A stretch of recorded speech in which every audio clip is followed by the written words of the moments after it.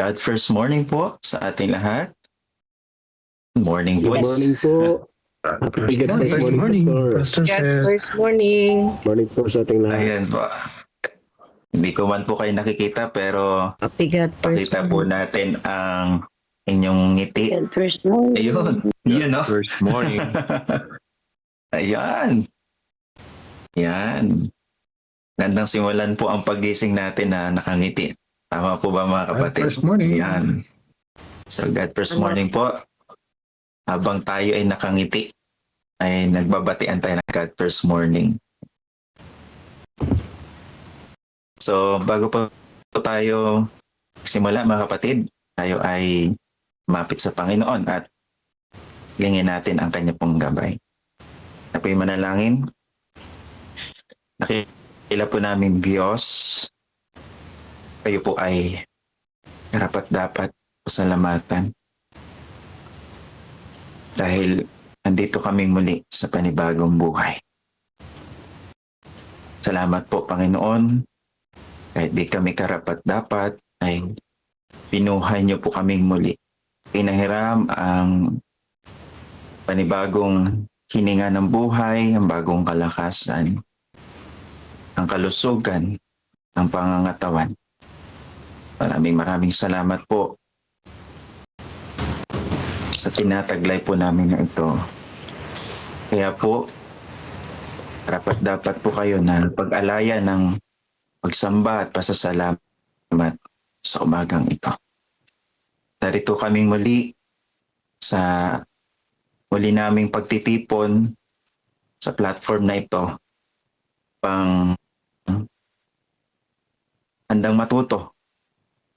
At hindi lang handang matuto, kundi handa ring mabago sa mga salita ninyo, sa mga paalala ninyo, at sa mga mensahe na nais nyo pong ipabatid sa amin, lalong-lalo na po para sa araw na ito. Dakilang Diyos, samahan niyo po kami sa buong pananambahan po namin. Ito po'y aming pong nalangin sa matamis sa pangalan ng aming Panginoong Jesus. Amen. Amen. Ayan, good morning po sa ating lahat. Amen. At first morning po at Amen. ngayon po God ay first morning po. hindi ko na po isa-isahin yung ating po mga participants. Nakita ko na po si Brother Stanley Sawit. Ayan, God first morning po, Brother Stanley Sawit. Siya po ang ating pong Bible reader po sa umaga pong ito. Kaya po, bibigyan na po natin ang pagkakataon po sa kanya na basahin ang ating pong Bible reading sa umagang ito.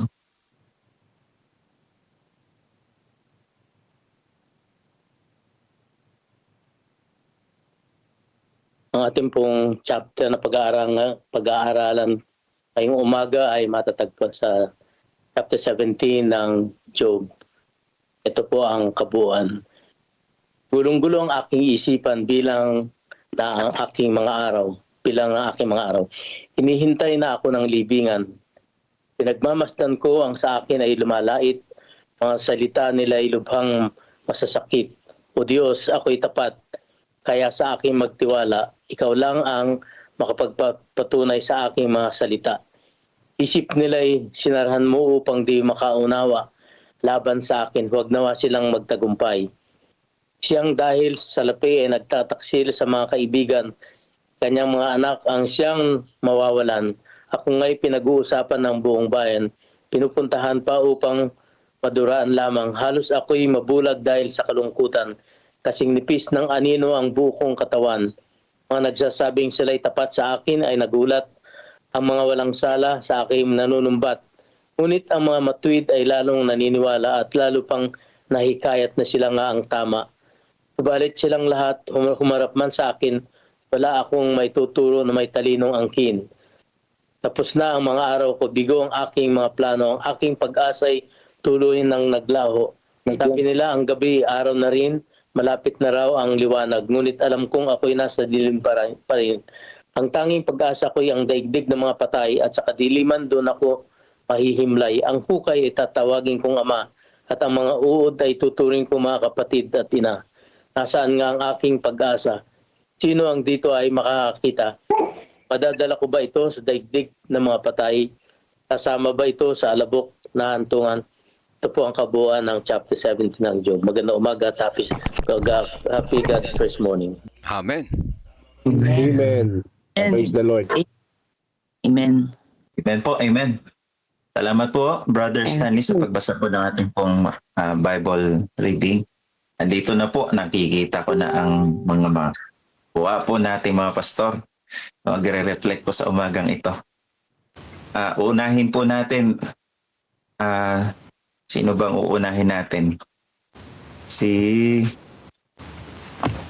Pastor Orland. Yan, Pastor Orland.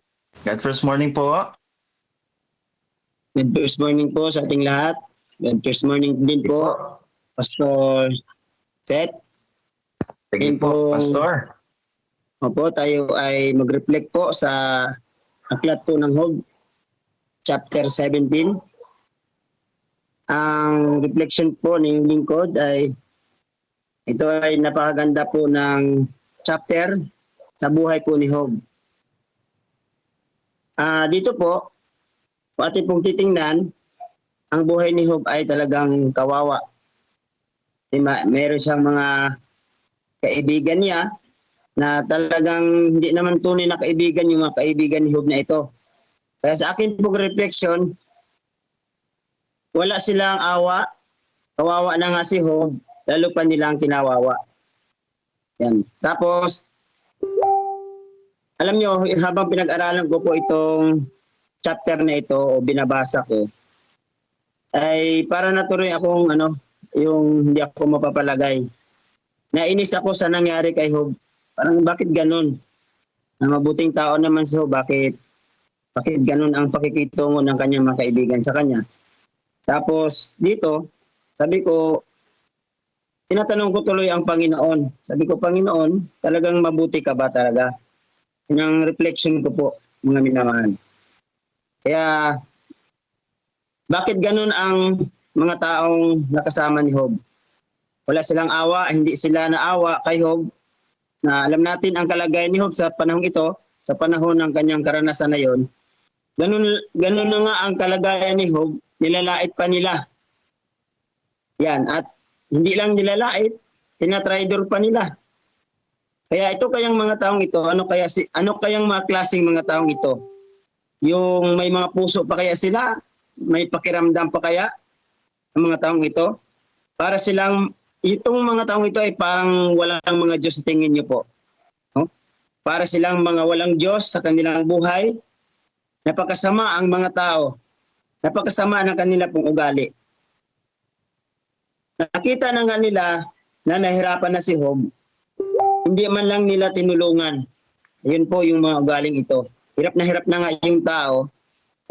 Gusto pa talaga nilang alaitin pa nga nila. Nandun na nga sa kalagayang ganun. Tinatraidor pa nila. Hindi man lang nila tinulungan. Lalo pa nilang siniraan at hindi pa sila nakontento. Basahin po natin po itong kung ano po yung ginawa nila kay Job. Sa aklat po ng chapter 17 po ng Job verse 2. Sabi dito, tunay na may mga manunuya na kasama ako. Yung series ko po yung salita pong manunuya, mga minamahal. Sabi po dito, ang ibig sabihin po ng manunuya, manunuya o panunuya ay tumutukoy sa paggawa ng pagsasabi ng mga bagay na nakakasakit. Yun palang ibig sabihin ng panunuya o manunuya. Nagsasabi kasi isang tao ng mga masasakit na mga pananalita. Ito, mapanlibak o mapanguyam, sarcasm sa isang kapwa. Ito ay kadalasang ginagamit upang maliitin. Grabe yung mga ugali ng mga taong ito, no? Hamakin o tawanan ang isang tao. Tapusin ko muna yung verse 2, sabi dito. At ang aking mata ay nananahan sa kanilang pamumungkahi. Kung ating pong bigyan po ito ng practical na application po, practicality na application sa ating buhay, mga minamahal. Sa ating akin pong binibigyan din po ito ng ibang kahulugan. Yung salita po ditong bago ko bigyan po ng ibang kahulugan, meron pa po ditong ibig sabihin ng yung ang salitang kutyain ay tumutukoy sa gawaing laitin, hamakin o alipustahin ang isang tao. Kadalasan itong ginagawa sa pamamagitan ng panunuya, pang-iinsulto o pagpapakita ng kawalang galang na nakakasakit ng damdamin.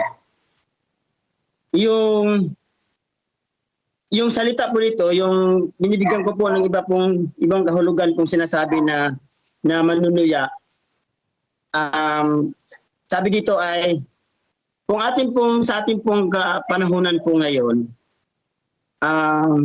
imbis na tayo ay halimbawa, may taong mga nahihirapan, may taong nasa panahon ng kalungkutan, ng pagdadalamhati.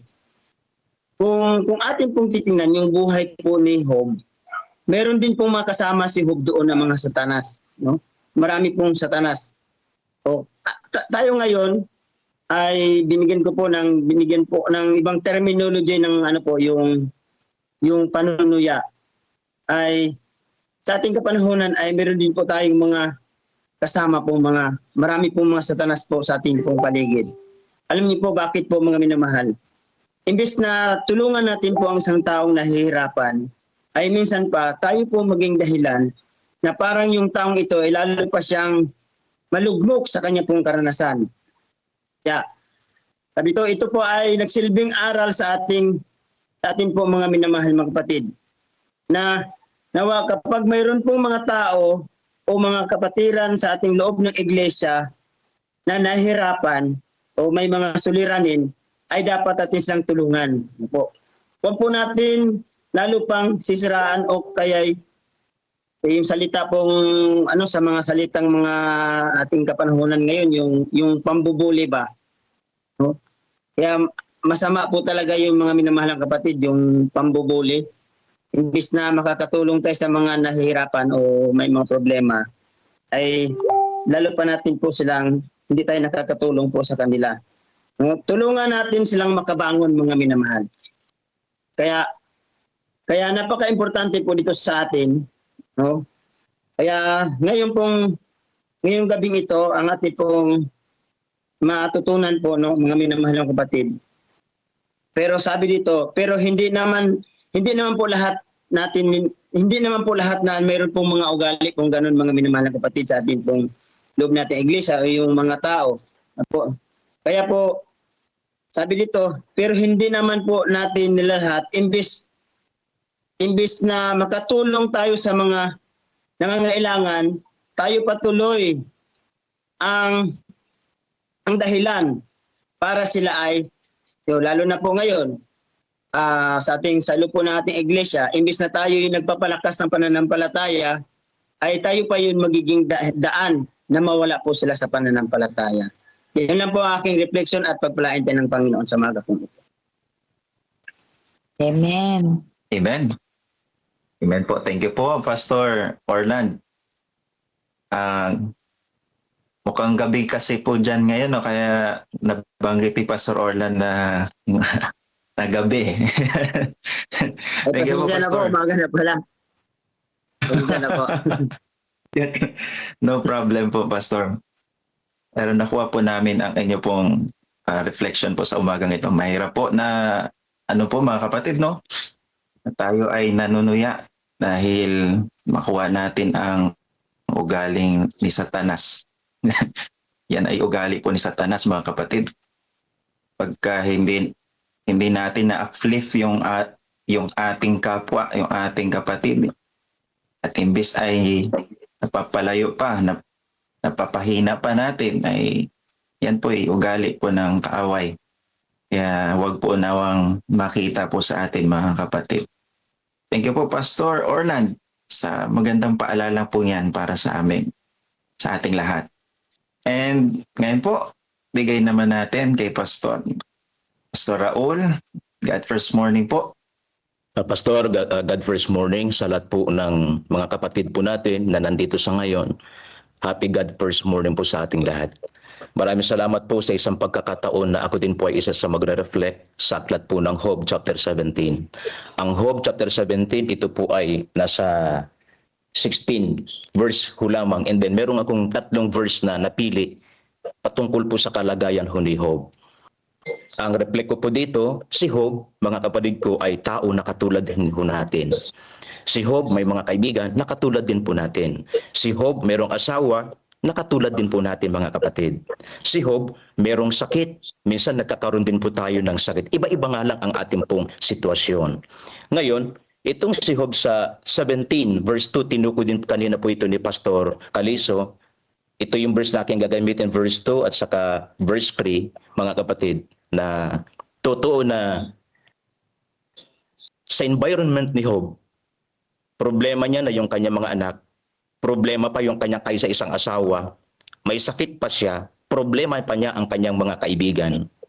Ang gusto ko ditong mabigyang pansin, mga kapatid, ay totoo na sa lahat ng pagkakataon, kung hindi tayo nauunawaan ng sanlibutan, kung hindi tayo nauunawaan ng ating asawa sa ating nararamdaman, kung hindi tayo naunawaan ng ating pong mga kaibigan. Ang sabi po dito sa aking pananaw, sa verse sa verse 3, huwag nating kalimutan, ang Diyos naunawaan ka sa lahat ng pagkakataon.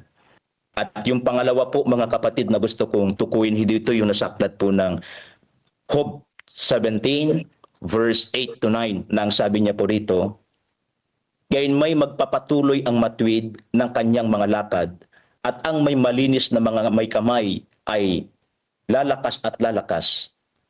Tinutukoy niya dito, mga kapatid, na anumang suliranin ang dadapo sa buhay mo, ayaw ka man ng kaibigan mo, itakwil ka man ng tinatawag na asawa mo, problema man halimbawa ang naging trabaho mo na, at walang taong nakakaunawa sa iyo, mga kapatid. Ang sabi niya rito, manatili ho tayong tapat, manindigan sa ating Panginoong Diyos. Ibig sabihin, ang problema, hindi ito solusyon para tayo ay humiwalay sa ating Panginoong Diyos. Kundi bagkus sa panahon na ang environment natin, ang tao, punong-puno ng problema na ipinagkakatiwala sa atin. Mga kapatid, sa aking pananaw dito, sa panahon ng suliranin, sa panahon ng nalilito ka sa ating problema, sa mga nangyayari, sa panahon ng pagkakasakit, ang sabi niya, ang taong matuwid, nagpapatuloy pa rin sa kanyang pagtitiwala sa ating Panginoong Diyos. Ibig sabihin, manampalataya tayo sa panahon ng kasaganaan, magtiwala tayo sa Diyos sa panahon ng tinatawag na sigalot ng ating pong buhay. Ibig sabihin, ang pananampalataya ng matuwid na sinusubok ng ating Panginoong Diyos na nanatiling tapat sa Kanya sa lahat ho ng pagkakataon. Pangatlong verse, mga kapatid, sa verse 15, nasaan nga ang aking pag-asa? Ayan. Si Job, totoo, umamin naman siya na sa dinami-dami ng suliranin niya sa kanyang buhay, walang nakakaunawa sa kanya. Pati asawa niya, hindi nakakaunawa sa kanya. Yung kanyang nararamdaman, walang taong nakakaunawa sa kanya. Yung kanyang mga kaibigan, isa rin, problema rin, mga kapatid. Sinisisi pa siya, mga kapatid. Ngayon, sa talatang 15, ang sabi niya rito, nasaan nga ang aking pag-asa? Totoo, ang tao, normal, kasi tayo ay mortal. Minsan, nawawalan ho tayo ng pag-asa. Mga kapatid, huwag tayong magtiwala sa tao. Sa panahon na nawawalan na tayo ng pag-asa, iyon yung mga panahon na magtiwala lagi tayo sa ating Panginoong Diyos, mga kapatid. Maraming salamat po, mga kapatid, sa ating pong lahat. Happy God First Morning. Amen. Happy God first Amen. morning po. Amen. Amen. Amen po ba yun, mga kapatid? Pwede ba nating pindutin ang Amen. puso? Amen. Yan, puso na natin. Ang reflection po ng ating pong dalawang pastor, Pastor Orland, tsaka si Pastor Raul. Ang ganda po, no? Ang sarap pong namin, mga kapatid, yung mga sinabi po ng ating pong mga taga-reflect. Pastor, na siguro dumating na rin po sa buhay natin na may mga taong hindi nakaunawa po sa atin, no, mga kapatid. Naranasan niyo po ba yun, mga kapatid? Yung masakla po, no, yung kung pati pa yung kasama natin sa bahay, di tayo naunawaan. Napakasakit. Napakasakit. Hindi ko po alam mga kapatid, pero sa mga nakikinig, ewan ko po kung naranasan niyo po 'yan. At yun po talaga ang naranasan po ni Job. Gandang paalala po sa atin na binitawan po ni Pastor na pag hindi niya tayo naunawaan mga tao sa paligid natin, nauunawaan tayo ng Panginoon. Wow! Napakasarap. Amen. Amen. Naiintindihan niya po kung ano yung gaano kalalim, gaano kasakit, or gaano kahirap ang mga pinagdadaanan natin.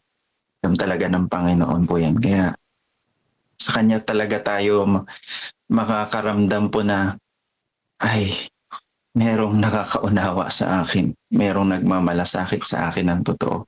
Sa Panginoon lang po talaga natin mararanasan niya.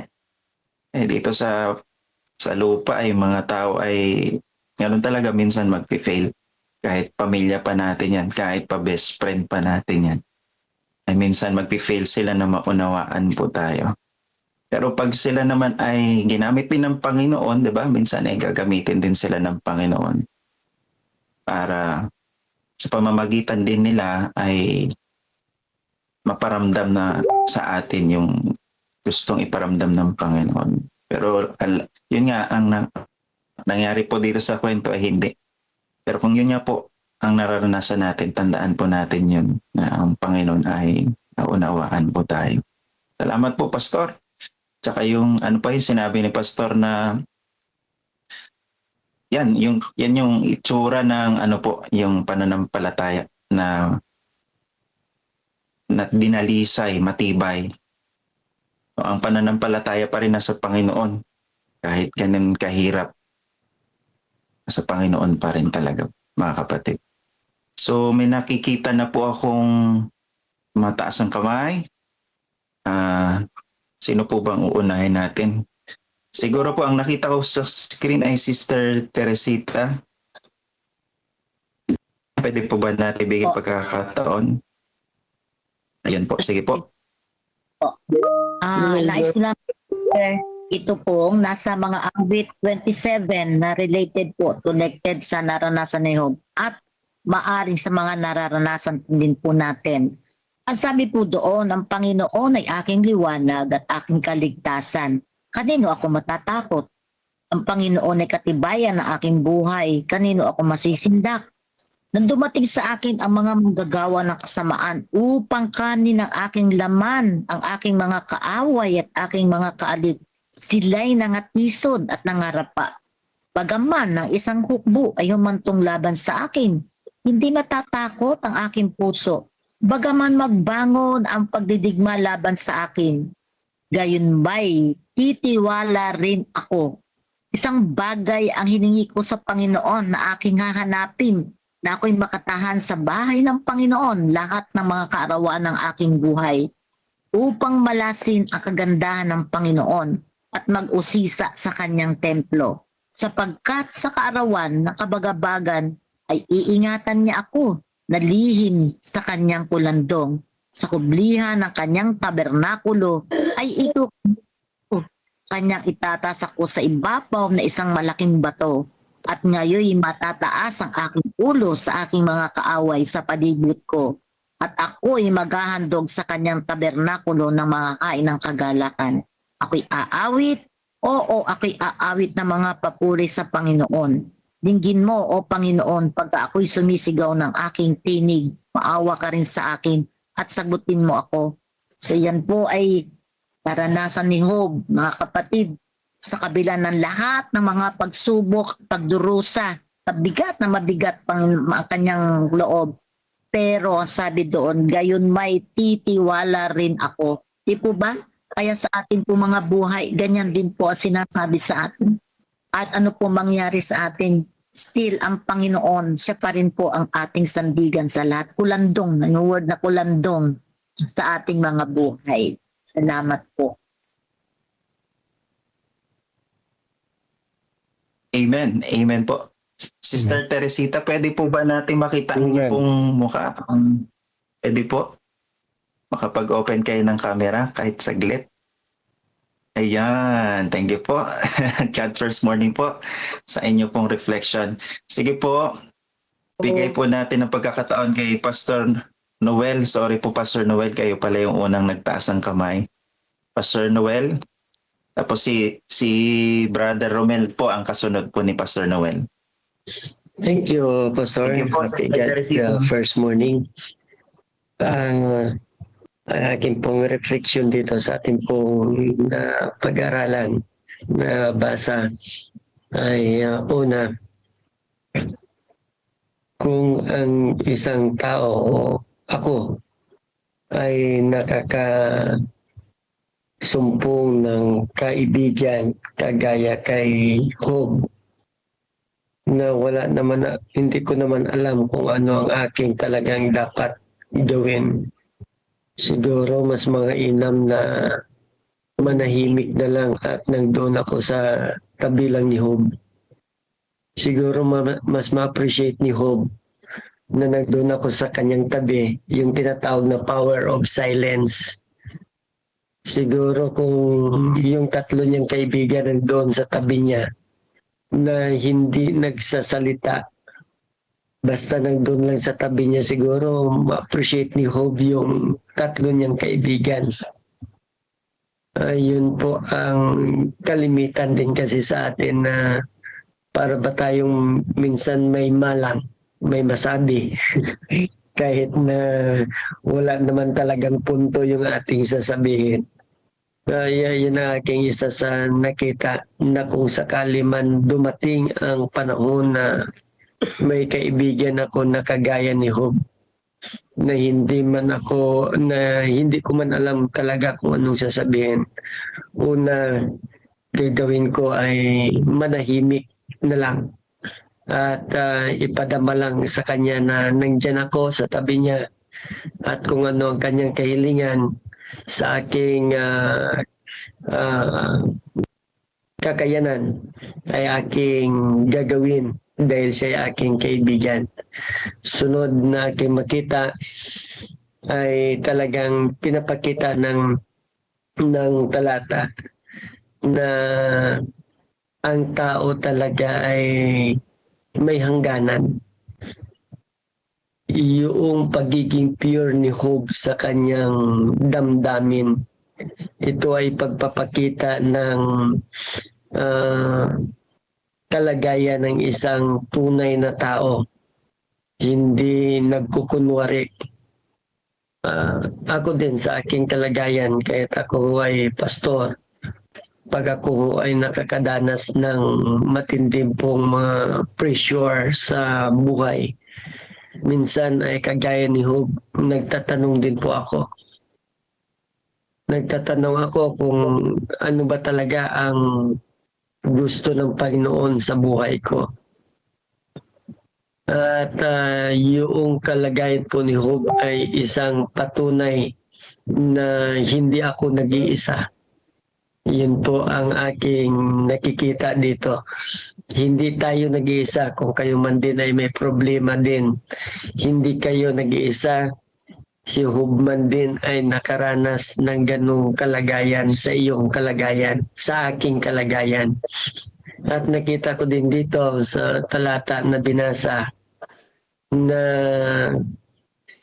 kumbaga parang si Job ay nag-iisa lang din sa pag-comfort sa kanyang sarili. At nakita ko din ng gabay ng Panginoon pa rin sa kabila na nandun yung power of silence ng Panginoon. Nagdoon pa rin sa kanya.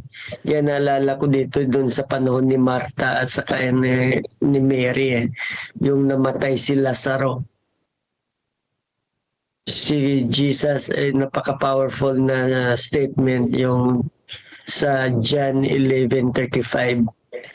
Si Jesus umiyak. Itong damdamin na ito ng ating Panginoon ay nag-iiko din kagaya sa kalagayan ni Job at sa kalagayan ko, na hindi gusto ng Panginoon na tayo ay makaranas ng matinding kapaitan, at dama ng Panginoon yun kung tayo po ay nakakadama, kasi si Jesus Christ din mismo ay umiyak Pagpapakita na mahal niya ang kanyang mga anak. Pagpapakita ng Panginoon ay may concern sa kanyang mga anak. Pagpapakita ng Panginoon ay gusto niya ang kanyang mga anak ay manatili din sa kanya, at yun yung pang-promise niya sa atin.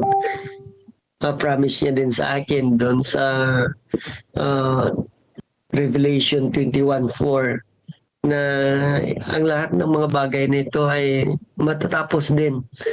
Yung lahat ng ating kapigatian, kahit kamatayan, matatapos din. Darating ang panahon na tayo ay makauwi din sa kanyang tahanan. Kaya ang sabi nga niya sa John 14, let not your heart be troubled. Talagang minsan troubled tayo, pero ang pangako niya ay manampalataya daw tayo sa kanya, maniwala tayo sa kanya.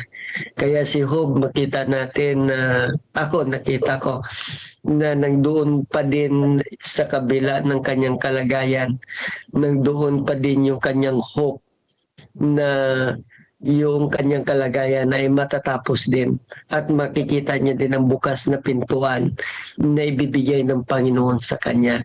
Kaya ako personally, sa kay Job ay saludo po ako sa kanyang determinasyon, sa kanyang pananampalataya, sa kanyang koneksyon sa ating Panginoon.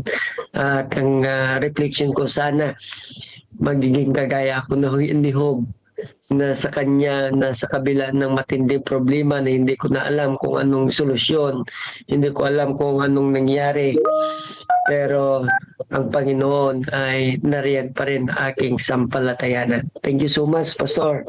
Thank you so much sa lahat. Happy God First Morning po. Amen. Amen. Pastor Noel, gusto namin makita ang inyong mukha kung posible po. Napaganda po ng inyo pong reflection. Medyo Ayun. madilim kasi dito, Pastor. Ayan. Thank you po, Pastor. Brother Romel, bago ko po ibigay ang pagkakataon sa inyo, basahin ko muna po ito nasa chat. Okay lang po ba, Brother Romel? Basahin ko po muna ang sections po rito. Galing kay Sister Teresita, doon nag-reflect na po siya sa ay basahin po natin ang kanyang chinat po rito. Sabi po niya, sapagkat alam ni Job na ang kanyang buhay ay mula sa Diyos, handa siya na mamatay na. Ang pag-asa ay sa Panginoon pa rin. Amen. Ang masasamang tao tulad ng kanyang mga kaibigan ay may naghihintay na masamang bunga darating sa kakilakilabot na wakas. Ayan. So, yun po talaga merong mga consequence. So, pag tayo nasa Panginoon naman po, of course, we will expect the great blessings para po sa ating pong buhay. So, thank you po sa reflection po na ito from Teresita de la Peña. Kay Brother Jonathan Maglonzo, sabi po niya, Happy God First Morning. Ang Job chapter 17, sa chapter pong ito, makikita natin ang mas lalong mabigat na pinagdadaanan ni Job. Pakiramdam niya na tapos na ang kanyang mga araw dahilan sa hindi makita ang totoong karunungan ng mga kaibigan ni Job, na kapag nagdurusa ka, ibig sabihin may kasalanan ka. Dapat mangyari, maging mapanuri at huwag pabigla-bigla sa paghatol. Ang aking tugon kapag dumating man ang ating pagdurusa na para bagang wala ng pag-asa o tapos ng ating mga araw, huwag tayong bibitaw sa pagkapit natin sa Diyos. God First Morning. Yan. Thank you po sa reflection, Brother Jonathan Maglonzo. At kay Brother Learn You Dockwell, sabi po niya rito, Amen. The life of Job is a good reminder for us to totally depend and trust more in God than anybody else. Trials make us pure gold. Ayan. Amen po sa reflection pro ni Brother Learn You Dockwell. Brother Romel, sige po, ibigay na po natin ang pagkakataon sa inyo. Ayan po, happy God First Morning mga kapatid. Brother Stanley, God good first morning. At sa ating lahat. Salamat, Brother Stanley. Purihin ng Diyos sa inyo pong pagbasa ng mga bawat sintas ng ating mga nabasa ngayong umaga mula sa ating Biblia. Napakalinaw mga kapatid ng ating pong narinig ngayong umaga sa ating pong mga pastor, sa ating mga kapatid na nag-reflect. Gusto ko po kayong bigyan din ng aking mga refleksyon dito bilang paalala. Ang una ko pong gustong basahin sa inyo yung verse 1, 17 verse 1 mga kapatid. Ang sabi po dito sa verse 1, sabi niya, ang aking espiritu ay nanlulumo. Ang aking mga araw ay natatapos. Ang libingan ay nakahanda na para sa akin. Mga kapatid, nakita natin na ang buhay ni Job, mga kapatid, ay talagang sabihin na natin, patapos na ang kanya pong buhay. Pero sabi nga kanina ng ating mga pastor, mayroon siyang kaibigan na lumapit sa kanya. At itong panahon na ito ay talagang masasabi natin mga kapatid na kailangan ni Job yung totoong pakikisama ng kanyang kaibigan. Dahil siya'y matanda na mga kapatid, alam nyo, naisip ko tuloy na pag ako kaya'y tumanda, pag ako kaya ay talagang kung saan ay palubog na kung sa araw pa, mayroon kayang dadamay sa aking buhay?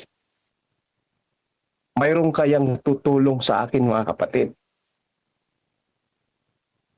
Sabi ko ka sa aking mga kaibigan, kaya mayroon kayang dadalaw sa akin at sabihin, Brother Romel, sige lang, kahit sa kabila ng ganyang kahirapan mo, nandito kami handang makiramay sa iyo, handang tumulong sa iyo.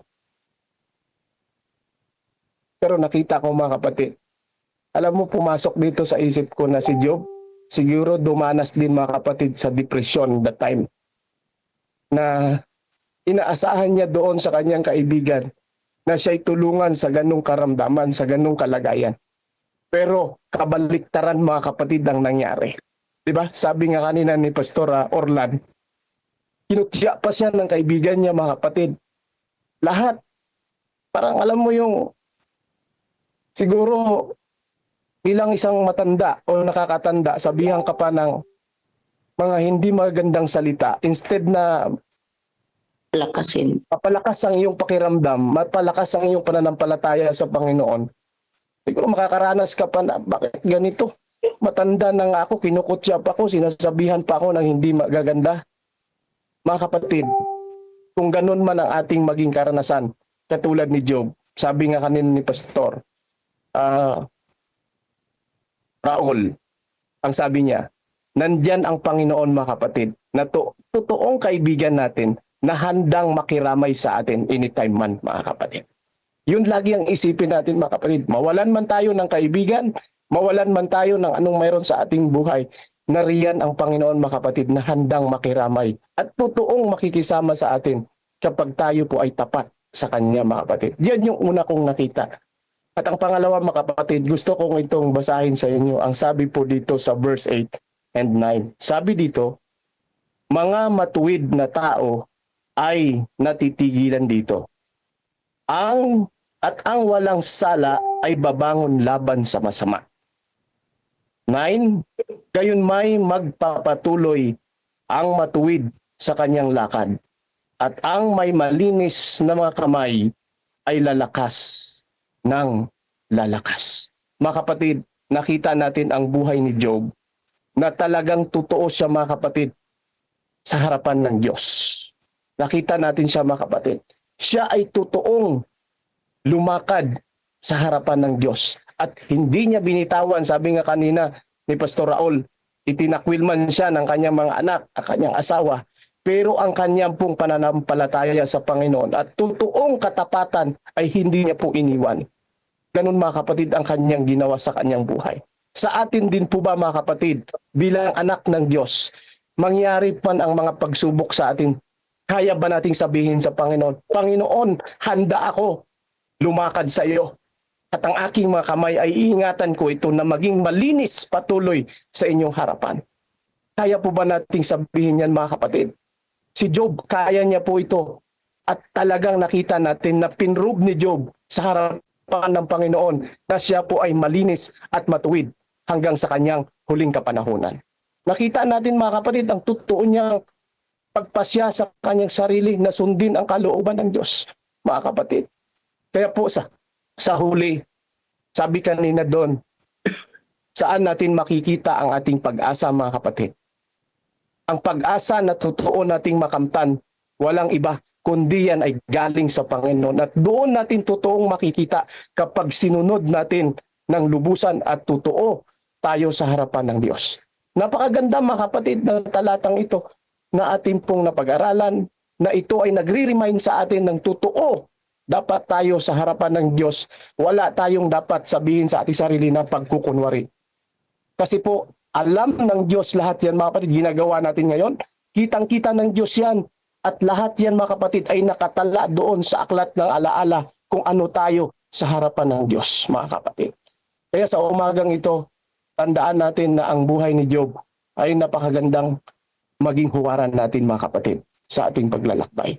Ito nawa ay ating maibahagi sa ating kapamilya, kaibigan, sa lahat ng tao na ating makasalamuha mga kapatid. Sabi nga po, grounded in the Bible, focus in the mission. Happy God First Morning and God bless po sa ating lahat. Amen. Amen. Amen. Pastor. Thank you po, Brother Romel. May nakita po ko nagtaas ng kamay. Bigyan lang po natin kahit 2 to 3 minutes po kay Brother Pascual Parungaw. Pwede po. Nagtaas po siya ng kamay. Tama po ba? Happy God First Ayun. Morning po. Yun po. God first morning po.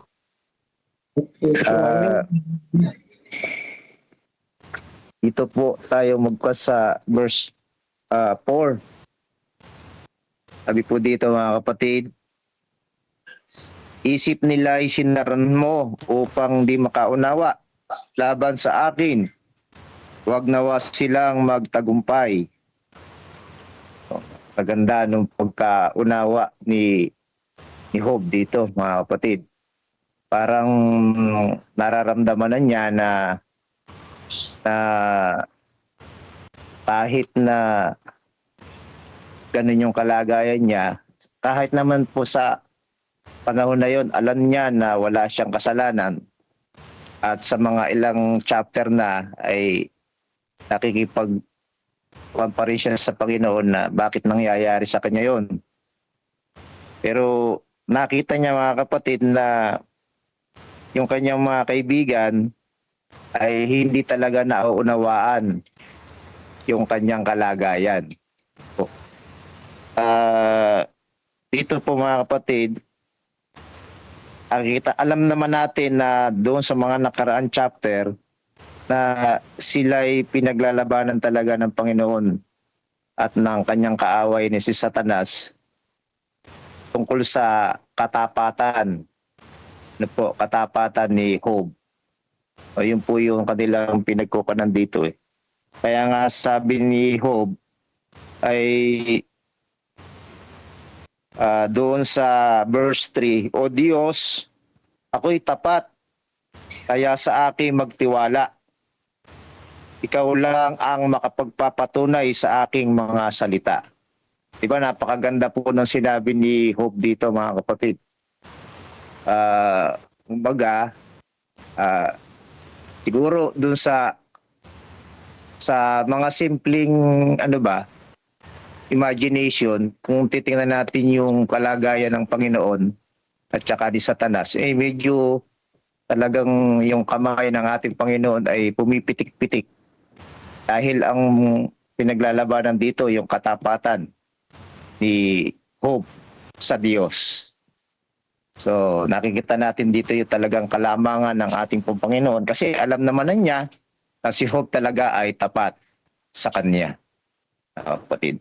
Ang punto ko lang po dito mga kapatid ay yung pong mga pag-uusig at mga pagsubok ni Satanas sa bawat isa sa atin ngayon ay maaring maging moderno na rin sa panahon natin na ngayon. Kung paano yung mga gadget yan po ay nag-upgrade, po yung teknolohiya ay umuunlad at nadidinig din natin sa mga pag-uusap ng mga nag-aaral ng salita ng Diyos ay marahil ang kaaway ng Diyos, mga kapatid, ay nag-iisip ng mga makabagong pamamaraan kung paano ang mga nagtatapat sa Diyos ay epektibo nilang mailalayo.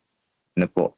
Kaya yung ibang anyo ng mga pag-uusig at mga pagsubok o tukso ay yan po ay dapat din natin na paghandaan. Kung paanong nagtagumpay si Job ay makapagtapat din naman tayo ng lubos sa Panginoon sapagkat matalino ang kaaway, mga kapatid. Ay baka mamaya at tinitingnan lang natin yung mga kaibigan pero yung ibang bagay pala ay ginagamit din ng kaaway, mga kapatid. Hindi lang kaibigan, hindi lang asawa, kundi iba't ibang anyo ng mga tukso at pag-uusig ay pwedeng gamitin po ng kaaway para ilayo tayo sa pagtatapat sa Diyos. Ilan po. Maraming salamat. Amen po. Amen. So, salamat po. Sa lahat po na nag-reflect po. Praise the Lord. At nakakatuwa po na tayo po ay nag-engage po sa ating pong tinatalakay. Brother Stanley, pwede niya po i-close po sa prayer. Tayo po'y manalangin. Pagpala namin Diyos na makapangyarihan po sa lahat. Ang pinakamataas na antas ng pagpupuri at pasasalamat ang aming pinapailan lang, Panginoon, sa inyong banal na luklukan. Dahil po sa kagandahang loob na inyong pinagkakalob sa bawat isa sa amin. At sa pagkakataong ito, nawa ang inyong banal na pangalan na ang naitaas sa pamagitan po ng mga reflections na aming napakinggan, mga buti lang katotohanan na ito po'y laging makapagpatibay, makapagpalago sa aming pananampalataya. Ang pagpapala nawa ng langit ang amin sa umagang ito at ang patuloy na pakisama ng Banal na Espiritu ang sumaamin pakailanman sa pangalan po ng aming mananakop na si Jesus. Amen. Amen. Amen. Amen. Amen. Amen.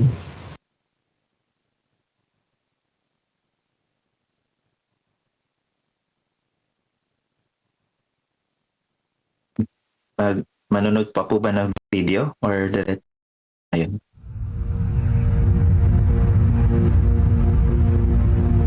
Pagkatapos bumalik ni Jesus sa langit, naiwan sa kanyang mga alagad ang dakilang tungkulin na dalhin ang ebanghelyo sa buong mundo. Puspos ng banal na espiritu, ang mga lalaki at babaeng ito ay buong tapang at kapangyarihan na ipinangaral ang mensaheng kanilang natanggap at abutin ang lahat ng sulok ng mundo. Ngunit hindi ito nangyari nang walang matinding pagtutol.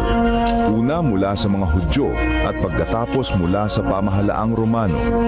Maraming Kristiyano ang nanatiling tapat hanggang kamatayan.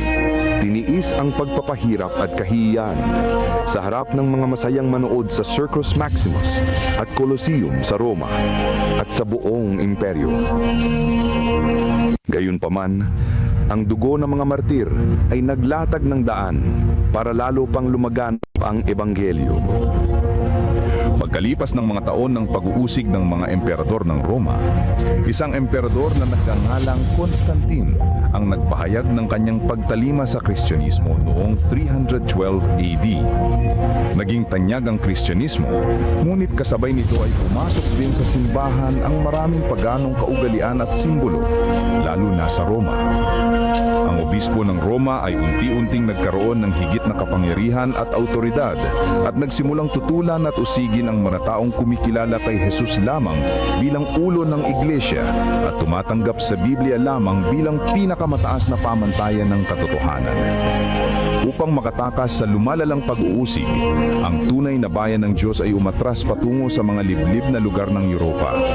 Sa hilagang Italia, ang mga Waldenses ay nagtago sa mga kabundukan. Marami ang pinatay ngunit patuloy na nagningning ang liwanag sa kadiliman sapagkat ang Diyos ay nananatiling may kontrol. Siya ay nagbangon ng mga lalaking tulad ni Wycliffe, Hus, Tyndale, Luther, Calvin at Zwingli upang tumindig para sa katotohanan. Ipinaglaban nila ang Biblia lamang, pananampalataya lamang, at si Kristo lamang.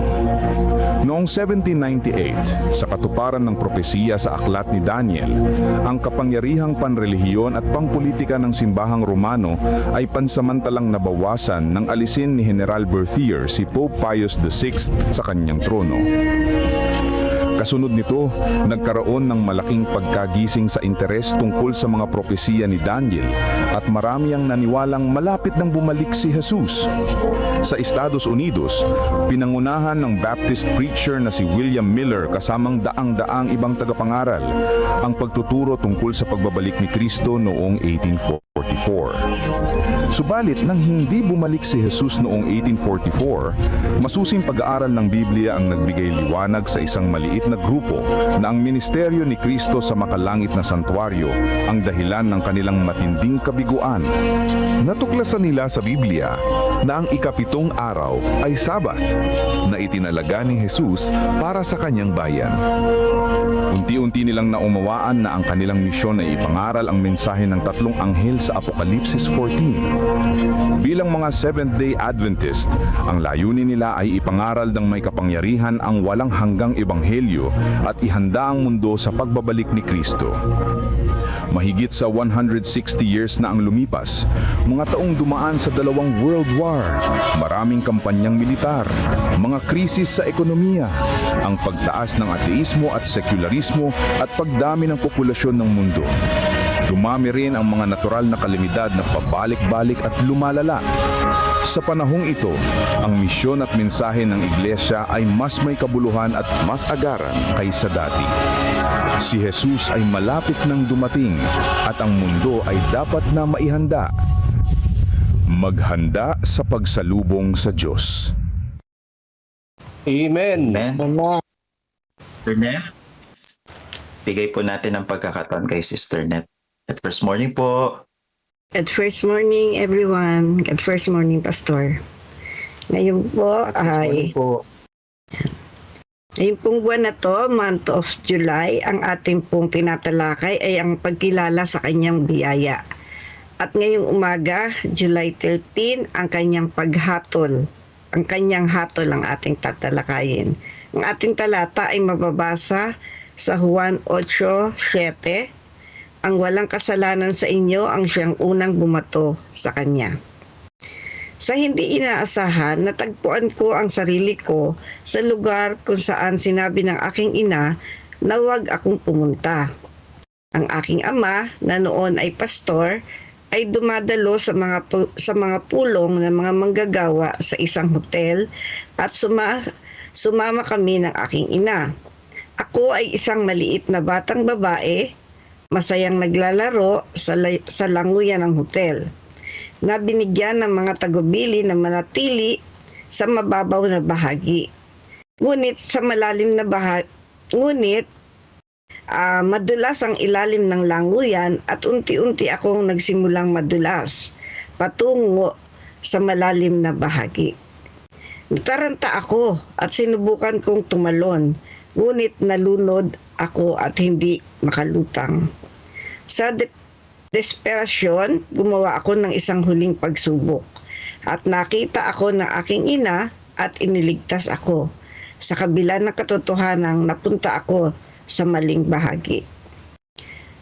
Ang babaeng nahuli sa pangangalan niya ay natagpuan sa eksaktong lugar na sinabi sa kanya na huwag pumunta.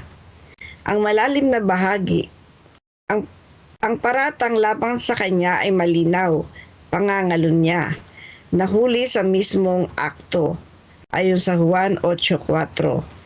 Ang pangangalan niya ay isa sa 3 pinakamabigat na kasalanan para sa mga Hudyo. Mas gugustuhin nilang mamatay kaysa mahuli sa pagsamba sa mga Diyos-Diyosan, pagpatay o pangangalan niya. Ang mga eskriba at mga pariseyo ay dumating sa templo sa araw na iyon na may mga kasulatan sa isang kamay at mga bato sa kabila. At hinila siya sa gitna ng patio, talatang 3. Nais nilang gawing halimbawa siya na pinapahiya siya sa harap ng lahat. Ngayon, sa batas, inuutusan tayo ni Moises na batuhin ang mga ganitong babae. Ano ang masasabi mo? Ayon sa talata 5, tingnan ang Levitico 20, 20 Gs at Deuteronomio 22 hanggang 24. Walang duda na ang mga eskriba at pariseyo ay hinuhubog ang batas upang umangkop sa kanilang mga intensyon. Ngunit ang katotohanan ay nagkasala ang babae. Naranasan mo na bang magkasala at makaramdam ng paghatol mula sa batas? Pangangalunya, pagnanasa, kayabangan, chismis, pagnanakaw, pagiging masamang magulang, pagsisinungaling, pagkamakasarili at iba pa? Oo, ikaw at ako ay nakaupo kasama niya sa gitna ng hukuman. Tanging tayo na nakakaunawa sa masamang balita ang makapagdiwang sa magandang balita. Ang pasya na ibinigay ni Jesus ay malinaw na nagkasala. Ang walang kasalanan sa inyo ang siyang unang bumato sa kanya, ayon sa talata Juan 8:7. Nakukonsensya, umalis silang lahat at naiwan si Jesus na nag-iisa kasama siya. Sa kanyang sariling definisyon, si Jesus ang tanging walang kasalanan na maaaring bumato, ngunit hindi niya ginawa dahil pinili niyang mamatay sa kanyang lugar at sa ating lugar. Hallelujah. Purihin ng Diyos sa ating kwento na nabasa. Yan. Amen. Ang aking reflection dito, ipinapakita dito ang kwento ni Elizabeth Talbot na kung saan sumuway siya sa kanyang ina, nasabi ng kanyang ina, huwag ka pumunta doon sa malalim. Pero siya ay pumunta, sinabihan tayo rin, pareho din natin, Pastor, di ba? Sinasabihan tayo ng Panginoon na huwag tayong magkasala o gumawa ng hindi kasang-ayon sa kanyang mga iniuutos sa atin. Pero dahil nga po sa ating mga kahinaan, napupunta pa rin tayo sa pagkakasala. At gaya po ng babae dito sa ating nabasa, nahuli siya sa mismong akto at dun sa lugar. Wala siyang lusot dito. Sabi nga, ang kasalanan ay kasalanan. Di po ba mababasa natin ito sa Roma 3:23, sapagkat ang lahat ay nagkasala. Wala tayong lusot kapag po tayo nagkasala. Pero sabi nga, nung panahon na yon, ang eskriba at pariseyo ay pinangahawakan talaga nila yung kasulatan. Kaya ang gusto nila ay hustisya agad para dun sa babae. Pero ang ating Panginoon, hindi siya nagbulag-bulagan. Sinabi nga niya, kasalanan yung ginawa ng babae. Sabi nga niya, nagkasala ang babae. Pero hindi niya ito binato. Sabi niya, ang walang kasalanan, ang unang bumato sa kanya. Kaya lahat nagsialis kasi lahat ay nagkasala. Tayo, wala rin tayong maitatago sa ating Panginoon. Lahat tayo ay nagkasala. Kaya nga po, ang sabi dito, ang tunay na paghatol ay ibinigay ng Panginoon. No, na hindi siya, yung pinakamasakit dito, Pastor, alam natin na ang ating Panginoon, siya lang ang talagang walang kasalanan at talagang dapat humatol sa babae. Pero hindi niya ginawa. No, hindi niya po ginawa. Dahil pinili po niyang mas mamatay siya doon sa krus upang lumagay doon sa lugar natin, nagkasala. Sabi nga, kapag ito ang aalalahanin mo lagi, na kapag nakagawa ka ng kasalanan, maalala mo agad na ang Panginoon ang binabalik mo ulit na mamatay para sa'yo. Parang napakasakit, no, Pastor, na kung saan alam naman natin na ang ating Panginoon ay yun na nga sinasabi sa atin na minsan tayo, alam na natin yung mga kasalanan, pero bakit napupunta pa rin tayo doon? Ang ano nga sa atin, sabi ng Panginoon, hindi sa atin sinabi ng ating Diyos na okay lang yan, Sister Net, magkasala ka.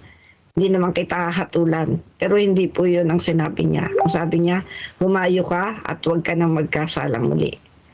Ganon kabuti ang ating Diyos. Yung biyaya niya ang nagtatakip ng lahat ng ating mga kasalanan. Yun ang nagbibigay sa atin ng kapangyarihan upang tayo ay bumangon, tayo ay tayo ay bumangon at pagbago ng ating buhay. Huwag na tayo magkasala. Kaya po, sa umagang ito, ipinapaalala po sa atin ng ating Diyos, pinapakita po dito sa ating nabasang kwento na sino man sa atin walang sino man sa atin ang pwedeng magmalaki sa harap ng ating Panginoon na tayo ay hindi nagkasala. Lahat tayo ay nagkasala. Pero ang hatol ng Panginoon ay huwag na tayong magkasala. Humayo tayo at mag-iba tayo ng landas, magbago tayo ng buhay. Yun po ang kanyang sa atin. Kaya wag din po tayong maging, sabi nga pastor, wag nating gawing parang patatawarin naman ako ng Panginoon Mabait ang aking Panginoon. Minsan ay naaabuso ang kabaitan ng Panginoon. Kaya po, yun lamang po ang aking tugon na tayo ay isipin natin na kapag po tayo nagkakasala, hingi tayo agad ng tawad sa ating Panginoon kasi kikita natin kung paano tayo gagabayan ng Panginoon. Papaalala sa atin ng banal na Espiritu na tayo po ay nagkakasala at huwag na tayong umulit. Malapit na dumating ang ating Panginoon, ang hatol ay nasa kanyang mga kamay na. Maraming salamat po. Amen. Amen. Amen. Pray na po tayo. Amen. Tayo po ay manalangin. Makapangyarihan naming Diyos, banal ka po at dakila. Lubos po ang aming pasasalamat sa inyo, O Diyos, sapagkat tunay ang pagmamahal na ipinagkaloob mo sa amin. Imbis na kami po ay hatulan, kami po ay iniligtas mo. Tinulungan mo kami na magbago ng aming mga buhay. Maraming salamat sa pagpapatawad sa lahat na aming mga pagkukulang. Maraming salamat sa pagpapatawad ng lahat na aming mga kasalanan. Tulungan mo kaming mamuhay, Panginoon, ang karapat-dapat lamang sa inyo. Maraming po salamat, Ama, sa pagtugon mo sa aming dalangin, alang-alang sa pangalan ng Panginoong Hesus. Amen. Amen. Amen. Amen.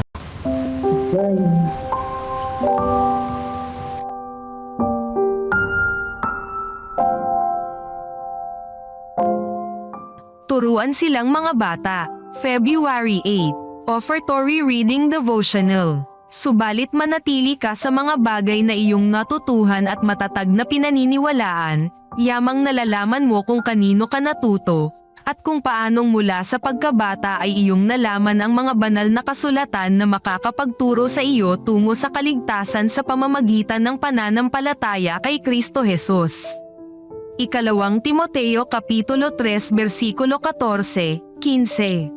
Hinikayat ni Pablo si Timoteo na magpatuloy sa mga bagay na natutuhan niya, na binibigyang diin na alam niya kung kanino niya natutunan. Binigyang diin pa ni Pablo ang kahalagahan ng pagsasanay sa pamilya, sa pamamagitan ng pagpapaalala sa binata kung paano niya nalaman ang banal na kasulatan mula pagkabata. Masasabi natin na ang espiritual na katatayuan ni Timoteo ay isang resulta ng pagsasanay na kanyang tinanggap sa kanyang pamilya. Ang itinuro sa kanya ng maaga sa buhay sa kapaligiran ng pamilya ay naghanda sa kanya para sa mas malalaking responsibilidad sa hinaharap. Binigyang diin ni Ellen G. White ang kahalagahan ng impluwensya ng tahanan sa paghubog sa iglesia at ang pangkalahatang kagalingan nito. Isinulat niya, sa tahanan inilalatag ang pundasyon para sa kasaganaan ng iglesia. Ang impluwensya na naghahari sa buhay sa tahanan ay nadadala sa buhay sa iglesia. Kung magkagayon, ang mga tungkulin sa iglesia ay nagsisimula muna sa tahanan. Adventist Home, 318. Panawagan. Habang ibinabalik natin ang ating mga ikapo at handog sa Diyos, hayaan ang mga magulang na magsimulang turuang maaga ang kanilang mga anak na nasa ilalim ng kanilang pangangalaga, na sambahin ang Diyos dala ang kanilang mga ikapo at handog. Samantalang ang mga bata ay lumalaki, Ipagpapatuloy nila ang kinasanayan para sa kapakinabangan ng gawain ng Diyos. Sa pagbabalik natin ng ating mga ikapo at mga pangakong handog, ilagay natin sa huli ang ating mga hangarin at unahin ang Diyos. Amen. Praise the Lord. Amen. Bigay po natin ang oras at pagkakataon kay Pastor Jimuel Montojo para po sa ating pong Councils on Stewardship sa umagang ito. Pastor Jimuel. Morning po. Malinaw ho ba yung audio ko? Yes, Pastor. Pwede po ba namin kayo makita, Pastor? Wait lang, open ko lang itong aking camera. Ayaw mag-open ng camera.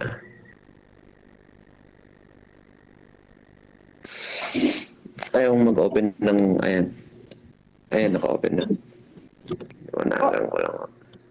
Morning, Pastor. Morning po. Ayun. Po, Pastor. Right, good morning po sa inyong lahat, mga kapatid. Isang pagpalang umaga po.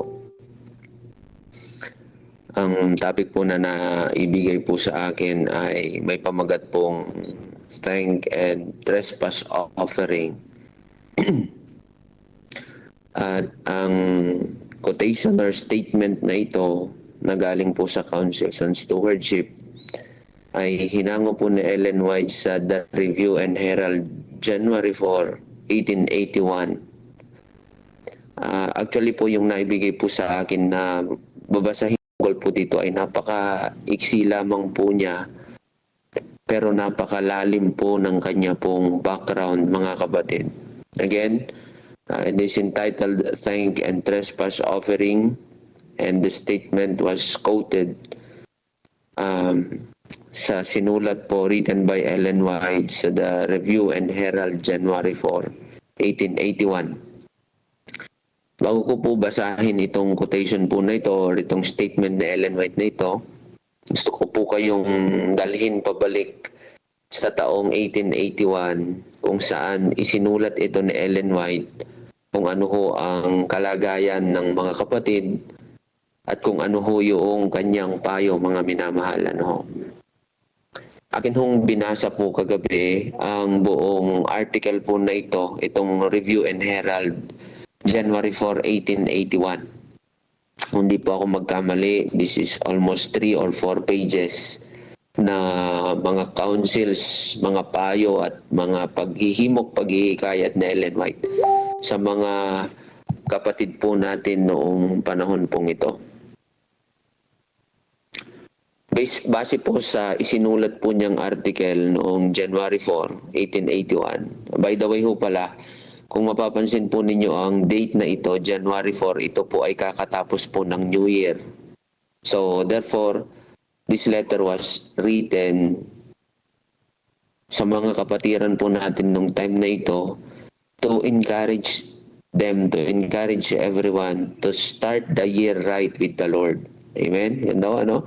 Isinulat po ito ni Ellen White sa petsang January 4, 1881. Kakatapos po ito ng New Year sapagkat nais po ni Ellen White na simulan nila ang taon ng merong direksyon sa atin pong Panginoon.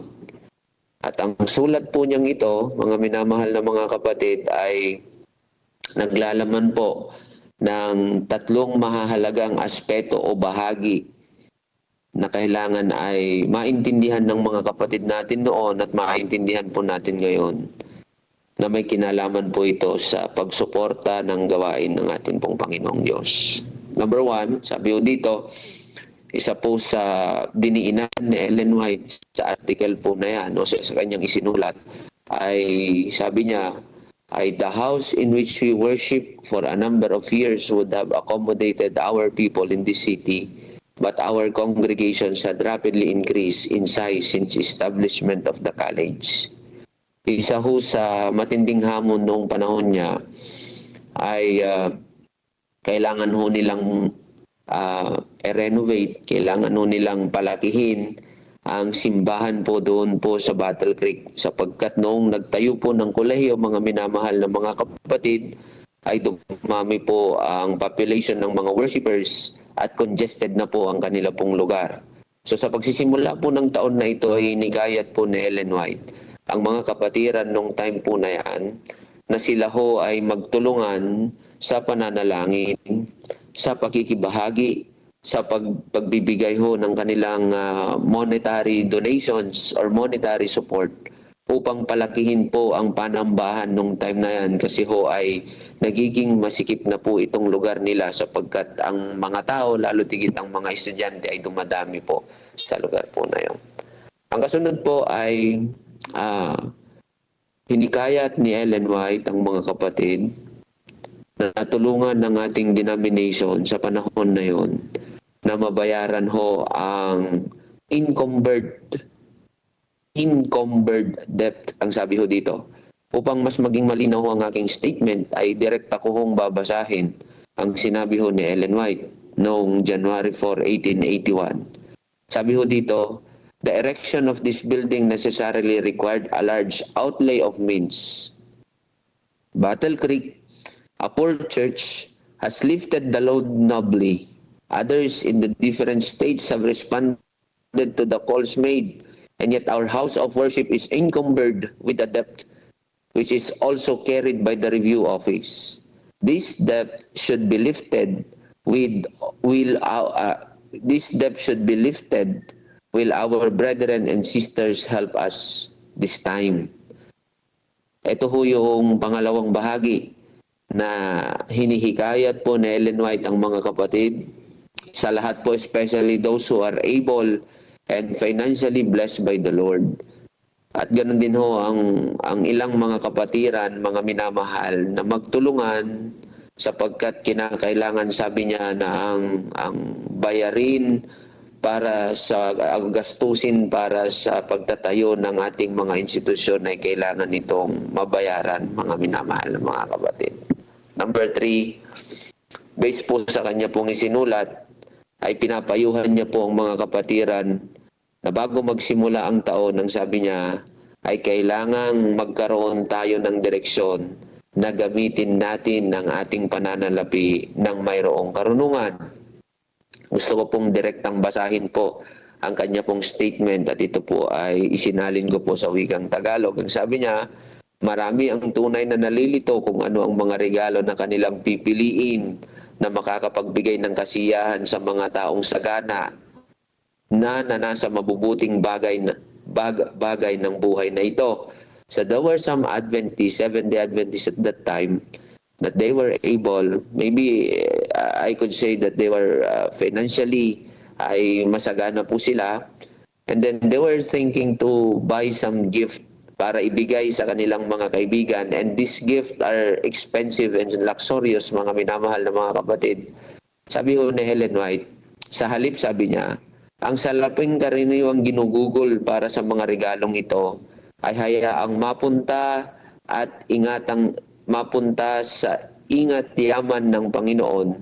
Kapag natutukso tayong bumili ng mamahaling mga palamuti o iba pang mga bagay na hindi naman kailangan upang mapalugdan lamang ang mga mata at masiyahan ng sariling kagustuhan, itanong ng bawat isa sa kanyang sarili, magagawa ko ba ito para sa kaluwalhati ng Diyos o iginagawa ko lamang ito upang mapalugdan ng aking kaibigan? Ang context po kasi nito, mga minamahal na mga kapatid, ay bahagi po nito ang pagsiselebrate po ng year-end.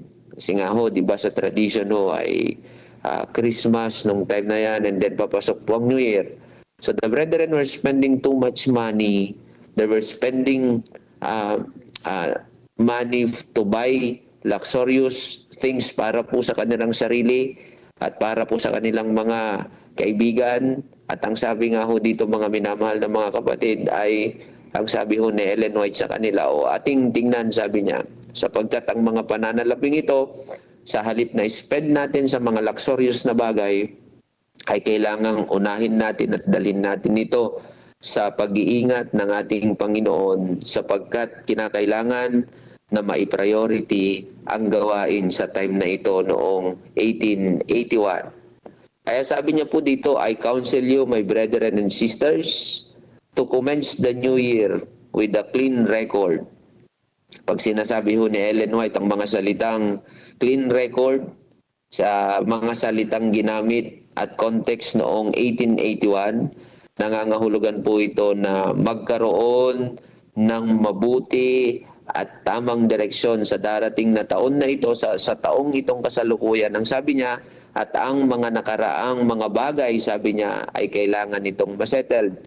For the truth's sake and for Christ's sake, make every effort in your power to right your wrongs, na ayusin ninyo ang inyong mga pagkakamali at wag na itong maulit sa taong itong, sabi niya. Search your hearts critically, analyze your feeling, and remove every cause of dissension. Ngayon ay eto na ho yung nabigay sa akin na topic. At least nakita ho natin yung background na po. Eto na ho yung naibigay sa akin na topic. Come. So meron hong paanyaya si Ellen White. Come to the Lord with hearts overflowing with thankfulness for past and present mercies, and manifest your appreciation of God's bounties by bringing to Him your thank offerings, your free will offerings, and your trespass offerings.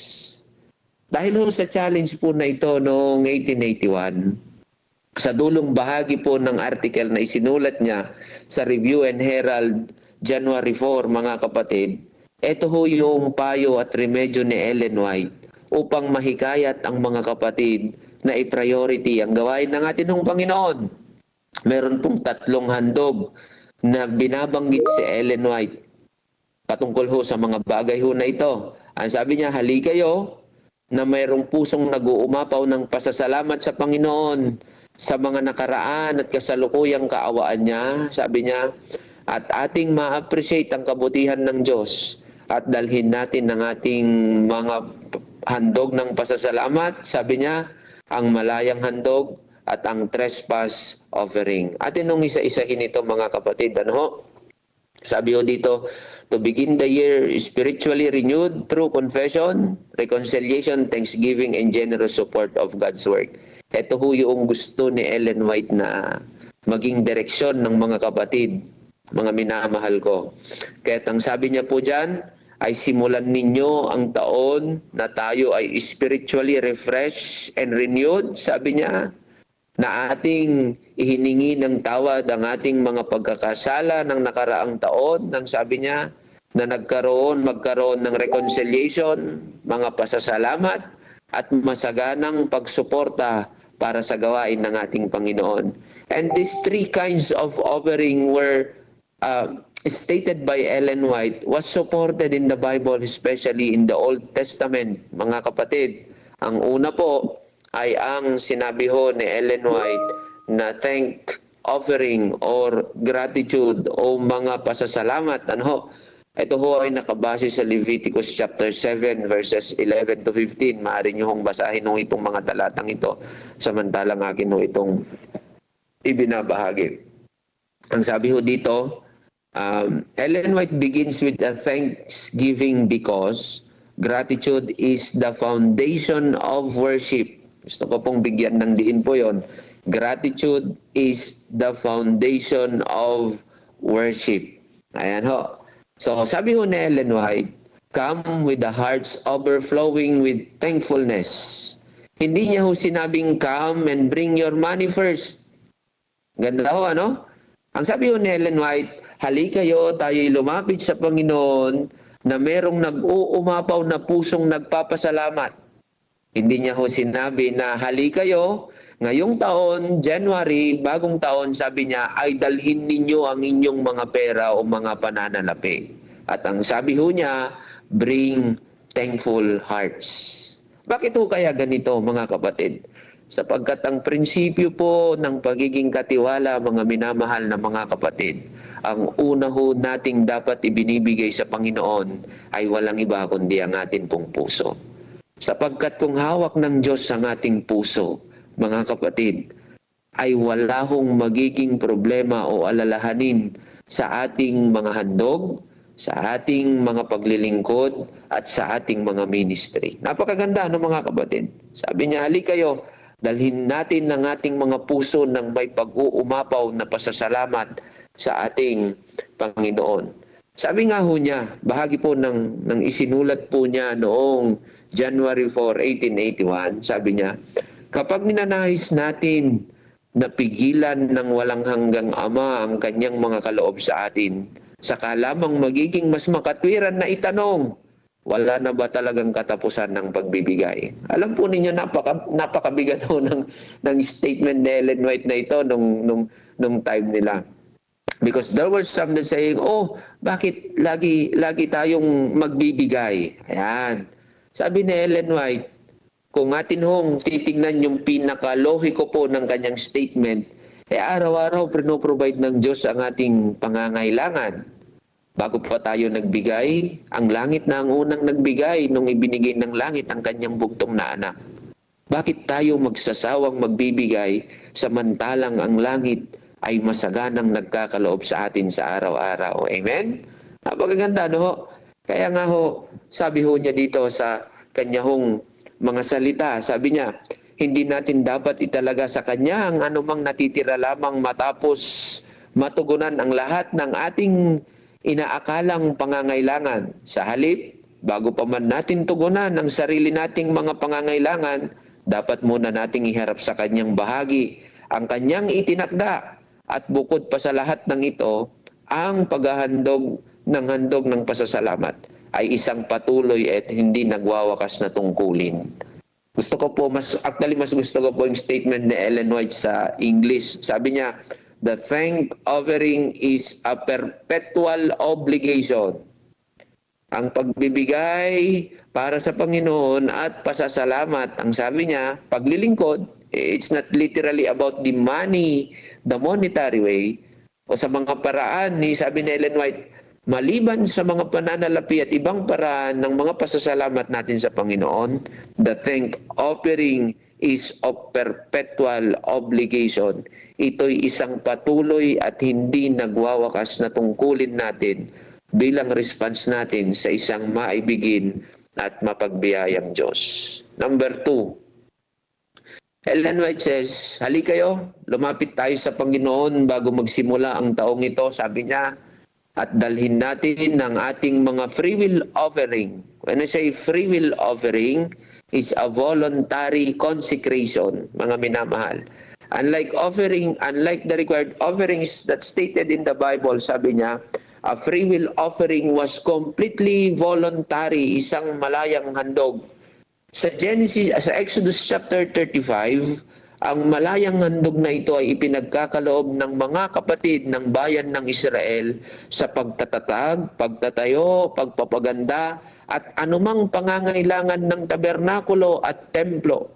Ito'y ibinibigay nila bilang kanilang commitment at personal devotion sa ating Panginoon na ito po ay nag-uugat sa pagmamahal at pag-appreciate nila sa pagliligtas ng ating pong Panginoong Diyos.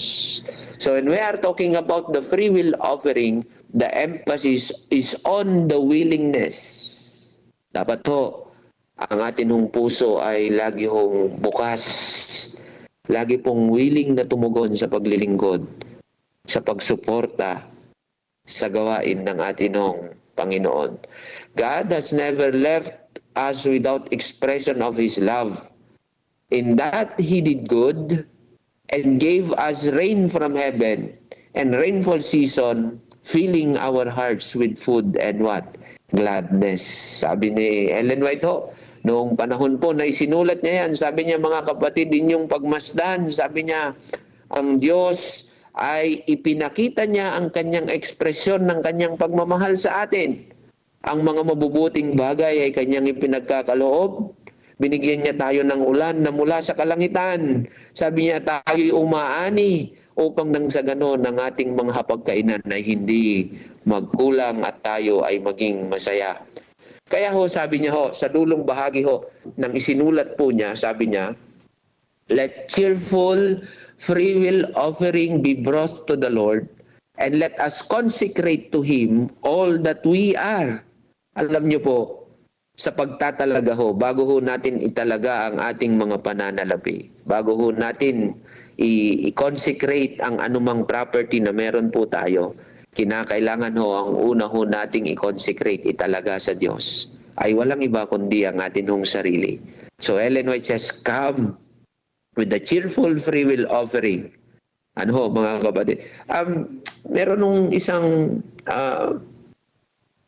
emphasis po si Ellen White dito at sinasabi niya na and all that we have and then we may all unite to swell the song. Sabi niya, sa ganitong paraan ay maaari nating awitin ng buong kagalakan ang awit na ito. Alam niyo ho kung anong awit ho ito. Kinakanta ho natin ito.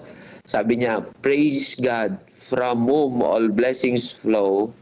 Praise Him all creatures here below.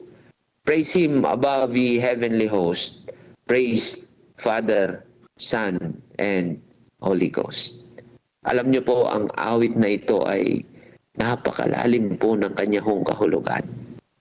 Sapagkat ang isang anak ng Diyos na nag-uumapaw ang kanyang pusong nagpapasalamat, ang kanyang mga paglilingkod, pagtulong at pagbibigay ay isang kaparaanan ng kanyang appreciation sa kabutihan ng ating Panginoon, sapagkat ang pagbibigay ay isang paraan ng pagsamba.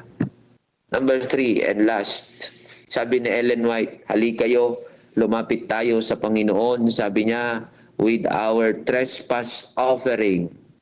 When we say trespass offering, it has something to do with repentance o tinatawag ho natin itong pagsisisi.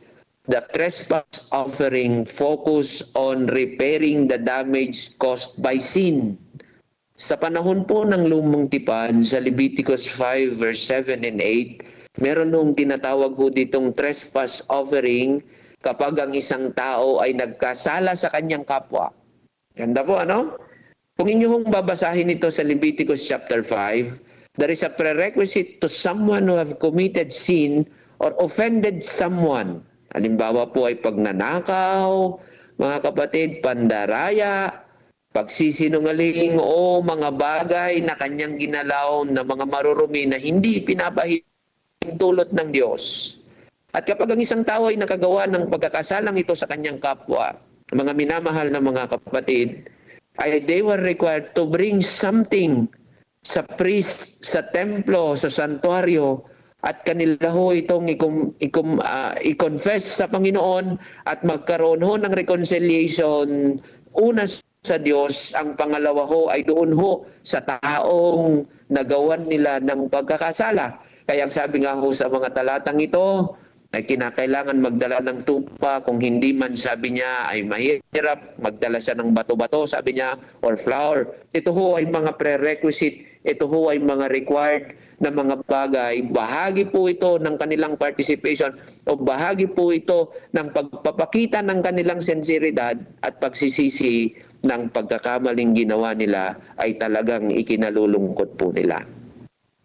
Unlike the two offerings or this trespass offering nung panahon po ng lumang tipan, ito ho ay idinadala ho nila sa templo, sa high priest upang i-minister po ito.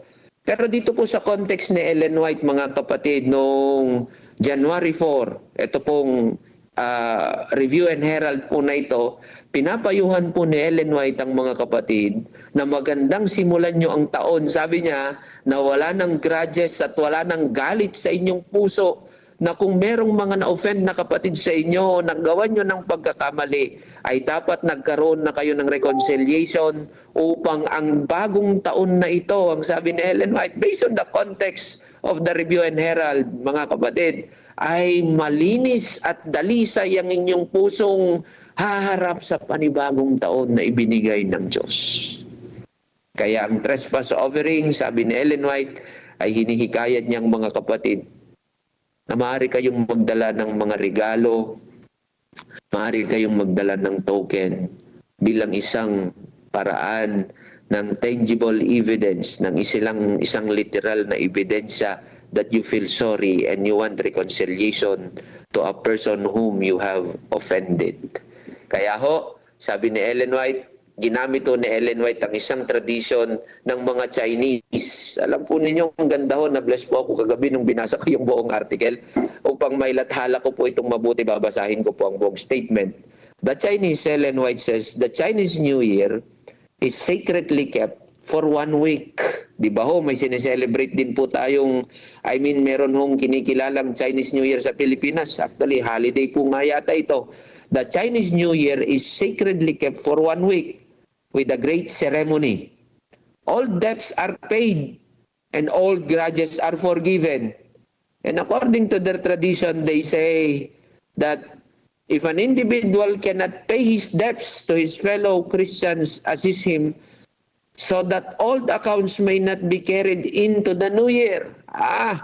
Meron po pala silang tradisyon ng sabi ho dito, they say Diyos, J-O-S-S, ito po'y katumbas, o sabi ho dito, may close and open parentheses, they say Diyos, their God, will be angry with them if they neglect this work. Alam niyo po, sabi niya, although the heathen are ignorant of the true God, yet in these things, there are example is worthy of imitation even by Christian. Ano ho kasi, ang essence po nito, mga kapatid, ano po ang relevance nitong statement na ito? O ang mga Chinese, sabi niya, sila'y nagpapatawaran, sila'y nagkakaisa, sila ay nagmamahalan at tinutulungan nila ang kanilang kapatid na makabangon, makarecover. Nagkakaroon sila ng reconciliation sapagkat sa ngayon sa kanilang paniniwala, hindi malulugod ang kanilang Diyos. Kapag ang mga bagay na ito ng nakaraan ay hindi na settled at magsisimula po ng panibagong taon. Sabi ni Ellen White, ang mga halimbawang ito ay dapat nating i-imitate bilang mga Kristiyano at mananampalataya. So to sum up, mga kapatid, the thank offering is motivated by gratitude. Ang free will offering ay motivated, of course, with love and commitment. Samantalang ang trespass offering ay motivated by repentance, sought forgiveness and restoration. Kaya ho, sa aking pagtatapos ngayong umaga, ito ho yung pagkasunod-sunod kung atin nung isa-summary sa 3 bahagi. Sabi niya, it follows a spiritual progression. First, we have to really appreciate God and thank Him. Kapag ganito ho ang puso ho natin, ang pagbibigay ng ating mga handog at ang pagsuporta sa Panginoon, hindi lamang sa paraan ng pananalapi, ay magiging kagalakan ng ating pong puso. Pangalawa, sabi ho ay dedicate yourself willingly. Sa mga commitment po natin sa gawain ng Diyos, wag ho natin itong mimintisan. Bago ho tayo gumastos o bago ho tayo gamitin ng ating pananalapi sa mga bagay na marahil ay sasabihin nating priority, o kapatid, ang number 1 priority natin ay ibigay natin kung ano yung ating commitment sa Panginoon. Yan man ay paglilingkod, yan man ay oras, o yan man ay pananalapi. At ang panghuli ay let us deal honestly with our sin. Not to the sin of our brethren na nakikita natin.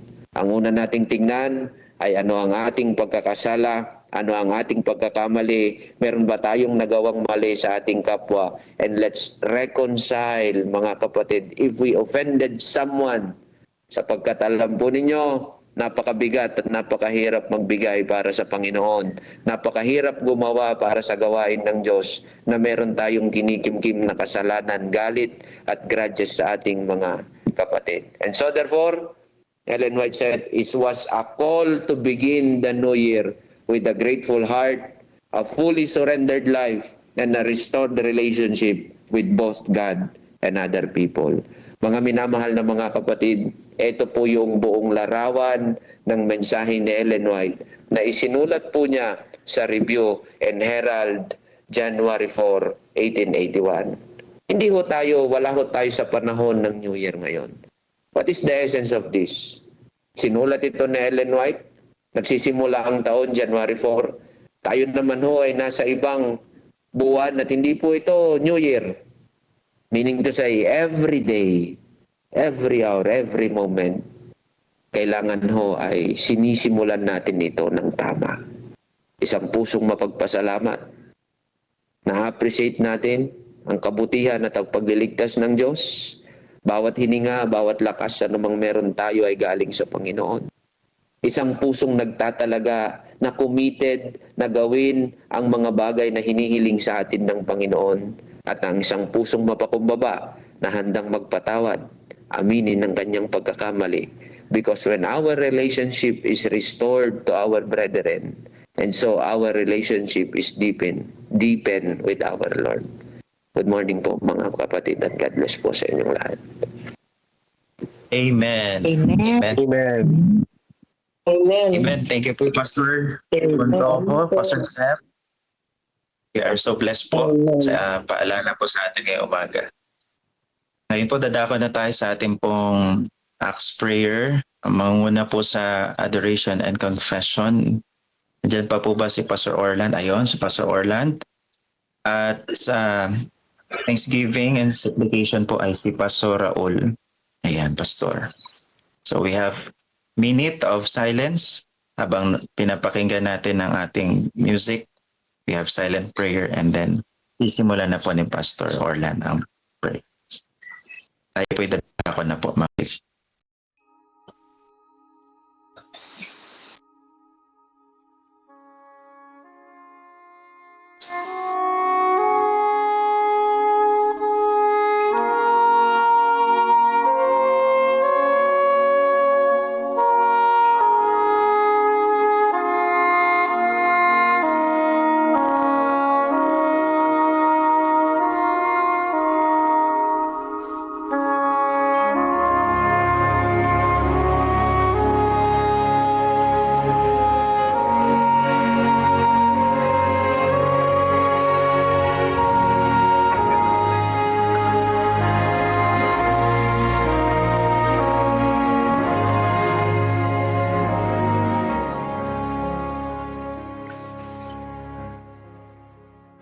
Banal at makapangyarihan naming Panginoon. Happy God first morning po diyan sa inyong sa katasan sa mga langit. Sa umaga pong ito, kami ay nagpailan lang ng aming pong puri, pagsamba, kapasalamat sa kadahilanan na inyo kaming ginabayan sa buong isang gabi ng aming pong pagtulog at naranasan namin sa umagang ito ang inyong pong pagmamahal, ang inyong pong kabutihan at ang inyong pong pag-aaruga sa amin. Pinupuri namin kayo sa umagang ito, Panginoon, sa hininga ng buhay na taglay namin sa umagang ito. At panibagong umaga, panibagong lakas na aming magagamit sa buong maghapon na ito ng aming pong paglilingkod at aming pong paglulahati sa inyong pong banal na pangalan at sa aming pong mga iba't ibang mga gawain, iba't ibang mga trabaho, mga hanap buhay at mga pagpasok sa trabaho, mga kabataan, papasok sa paaralan. Sa umagang ito, Panginoon, walang katapusang papuri ang aming binabalik po sa inyo dahil sa mga biyaya at sa inyo pong pag-iingat sa aming buhay at inyo kaming binigyan ng malulusog na pangangatawan at wala pong karamdaman. Salamat o Diyos na ang pagmamahal ninyo ay walang hanggan sa bawat isa po sa amin. Sa katunayan po, Panginoon, sa araw-araw na ibinigay niyo sa amin mga pagpapala na mga pagkain, mga material na bagay para kami ay mabuhay sa mundong ito, sa mga pinansyal na patuloy na pinagkaloob sa amin, sa mga kapayapaan ng aming pong mga puso at isipan, bagamat ang mundong ito ay punong-puno ng bagabag, punong-puno ng mga suliranin.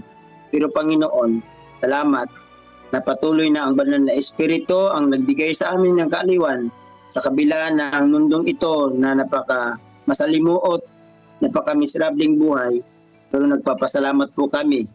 Pinupuri namin kayo dahil kayo ay patuloy na gumawa at patuloy kaming inaaliw ng banal na Espiritu at nagpapasalamat din kami sa banal na Espiritu na patuloy na kumikilos sa aming buhay, na kami ay mamuhay, kami ay gumawa, kami ay mamuhay sa mundong ito na hiwalay po sa kasamaan at patuloy na kinikilos ang aming mga buhay sa banal na Espiritu na patuloy kaming mananampalataya, patuloy na magpatumibay ang aming pong pananampalataya at maging masigla maging malusog ang aming pong espiritual na buhay.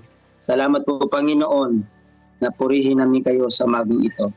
At amin din pong napasalamatan sa pagkakataong ito na ang mga mensahe namin pong napapakinggan, na mensahe na nagmula sa inyo pong banal na kasulatan sa buhay po ni Job, na maging inspirasyon namin Panginoon.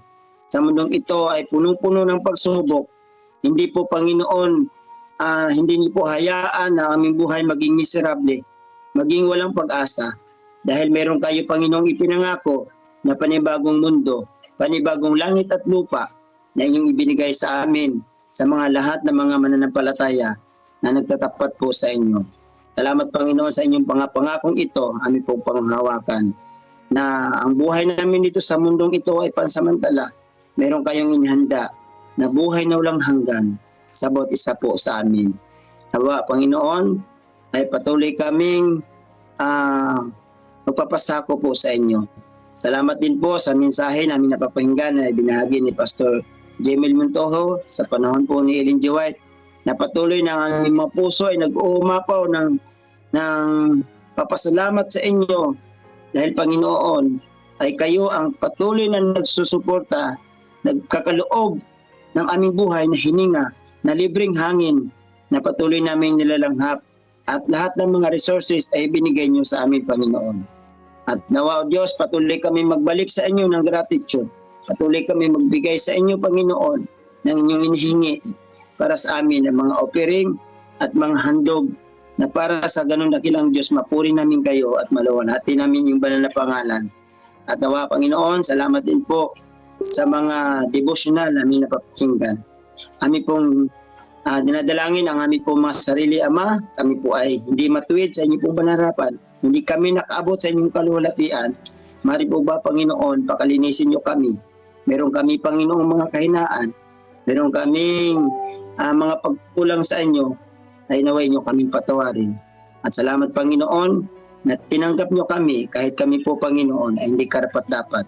Salamat na kayo ay napako sa krus upang kami matubos sa aming kasalanan. O Diyos, patuloy kaming pakalinisin upang kami ay maging kaya-aya at maging kalupod-lupod kami gumawa sa iyong banal na bukarin sa pangalan ni Jesus. Sa pagpapatuloy po, mapagpala po namin Diyos.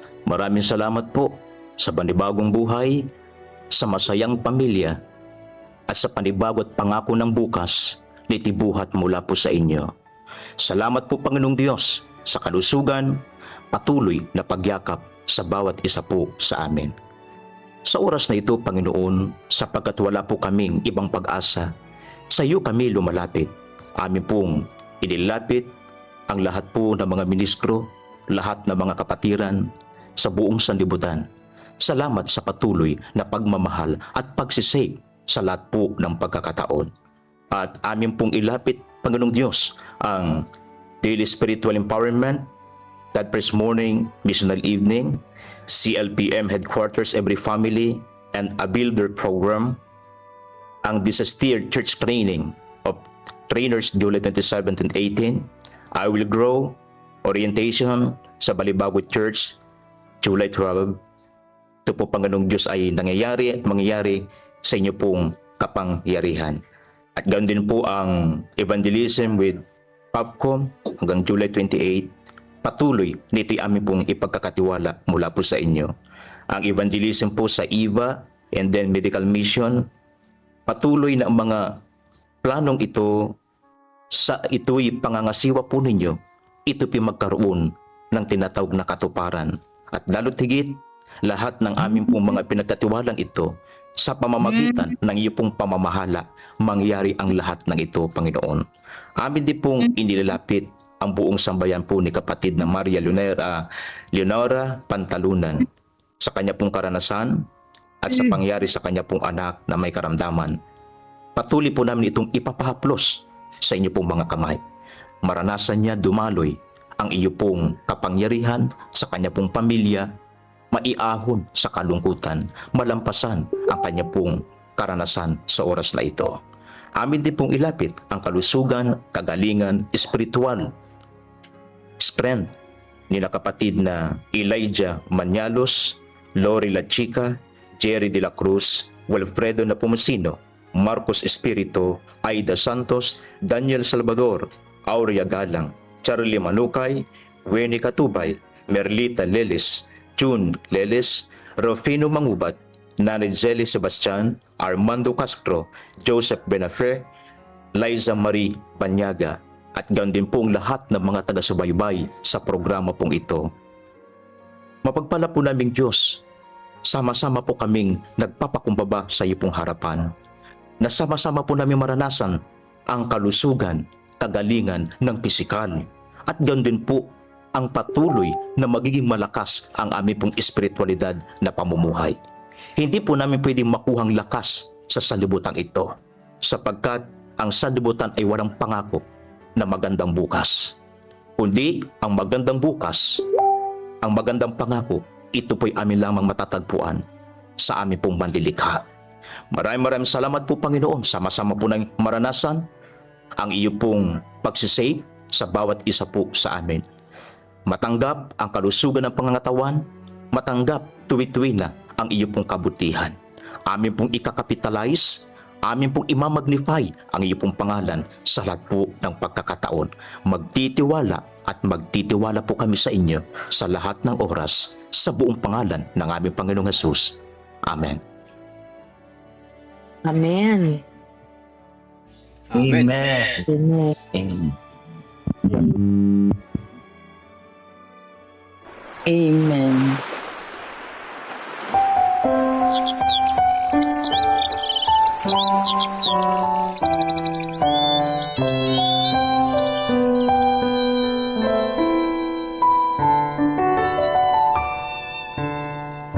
Kapag kay Kristo'y tayo'y magtatapat, sa lahat ng bagay ay magiging sapat.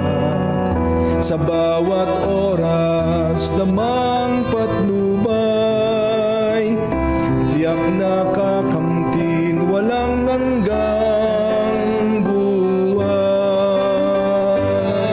Ang Diyos ay nangako sa mga taong tapat, sa lahat ng bagay ay magiging sapat. Atin siyang purihin sa lahat ng oras, awit ng pagluwalhati ating itaas. Papurit walhati sa Kanya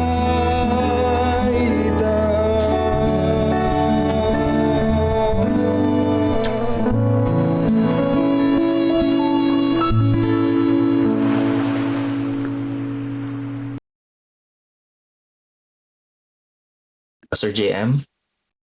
Okay po, manalangin. Panginoon, maraming salamat po sa umaga pong ito, sa buhay at kalakasan na inyo pong ipinahintulot na mga kamtan po namin. Salamat po sa inyo pong mga kabutihan, kagandahang loob. And in response to all of your goodness and mercies, Lord, tulungan niyo po kami na magkaroon ng patuloy na pusong umaapaw, na nagmamahal, naglilingkod, nagbibigay at sumusuporta para po sa gawain po ng Ebanghelyo. Sa buong maghapon pong ito, itinatalaga po namin ang amin pong sarili. At sa buong maghapon ito, O Diyos, dalangin po namin na maranasan po namin ang inyo pong masaganang pagliligtas. In Jesus' name we pray. Amen. Amen. Amen. Amen. Amen. Amen. Amen. Amen po. Pagkain po ang Panginoon. Amen. Amen Salamat po. po. Marami. Amen. Amen. Mga kapatid. The Lord. Maraming salamat po. Maraming salamat po, Pastor Jimmy. Yan na po. At first morning po sa atin lahat, mga kapatid. First morning po ulit po. Bukas ulit magkita tayo mga kapatid. Bye-bye po. Abay po sa ating lahat. Salamat po sa pag-participate po natin. Salamat din po. See you tomorrow. Salamat po. See you tomorrow po. Kay Brother Edmond, salamat din. Salamat, Brother Melvin at Brother Edmond. Yung mga behind the scene natin dyan. Happiness. Morning po, Behind the scene Pastor talaga. Ted. Merma. Good morning. Carmel. Brother Melvin, good morning po. Irma, good morning. Morning, Brother Sir Romel. Romel. God bless po sa inyo. Pastor Melvin. Pastor Good Orlan. morning.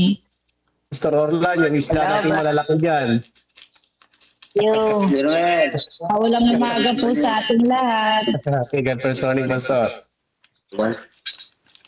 And Pastor Raul, good morning po. Good morning. Moses, good morning. Ingat po tayo mga kapatid sa ating mga gawain. God bless po. Sir Maricar. Brother Ingat Noel. po. Bye-bye na po. Good morning po. Good morning po sa lahat. Prepare na po Morning, Ate Melissa. Kalawata sa atin rin. Okay po. Brother Reza, good morning po. Gagawin ng apo. Okay, Carmel. Brother Melvin. Nets, good morning, Ma'am Nets. Good morning. Kuya Monching, magandang umaga. Teresa, good morning po. Have a nice day, everyone. Bye-bye. Bye-bye na po. Po, pagpalain tayong lahat ng ating Panginoon. Okay. Sa Sige po, tayo God bless po. maghahanda na. Bye-bye. In 5, 4, 3, 2, 1. Bye-bye po mga kapatid. Bye-bye. Bye-bye. Brother Ernie.